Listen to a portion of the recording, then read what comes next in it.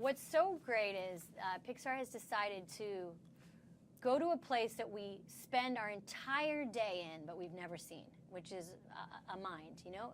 We live inside our own minds and we have no idea what it looks like. So Pixar's like, I'm gonna tell you what it looks like. This is what long-term memory looks like. This is, you know, abstract thought. This is imagination land. This is the place that produces your dreams. And they just do this thing they do over and over again, which is like, here's a world, we're gonna build it. I mean, not since like Little Mermaid, where we were like, we're under the sea. Like, it's just like at every corner was this vibrant place. Yeah, that's what they did.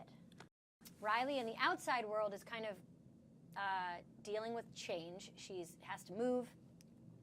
She has a new house, a new school, and she's just doing that thing that kids do where they are kind of adapting and bucking up and just going through their day feeling a little bit out of control and trying to adapt. And inside, her emotions are just losing it. I mean, Joy, who's been in charge for most of Riley's life, is like literally losing her grasp on things. And Sadness, who is kind of like been like a bit player, you know, in Riley's life, like occasionally used, is getting these crazy urges to like be in charge.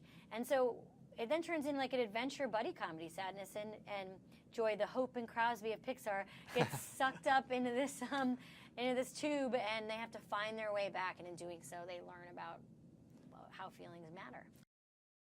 I think what separates it is that it challenges us to go deep and think big. It takes a really big conceptual idea and it makes it really beautiful and small and universal. I think the actual art, like the color and animations, feel like really new to Pixar. Like the shapes and world feel. I'm not visual enough or artistic enough to express why they're different, but they are. Yeah. I think there's a lot of hard jokes and a lot of emotional stuff that they're not afraid to do, and it's almost like they're not afraid of the minor key, and they just play it a lot in this film. So it feels like really fresh and exciting because of that. Here's my theory. I think, for the most part, really talented people are good collaborators because they aren't threatened by when is my next idea going to come. Mm-hmm.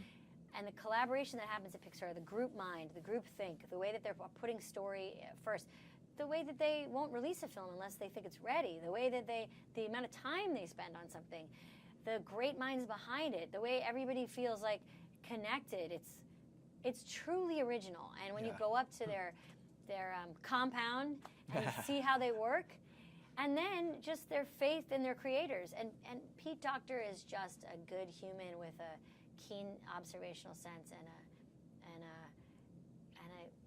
just thinks these big ideas, you know. Amazing. I know that Pete said, and I mean maybe he's told you, but he said when he pitched it, you know, to John Lasseter, John was like, I love this idea. I don't know how you're going to do it.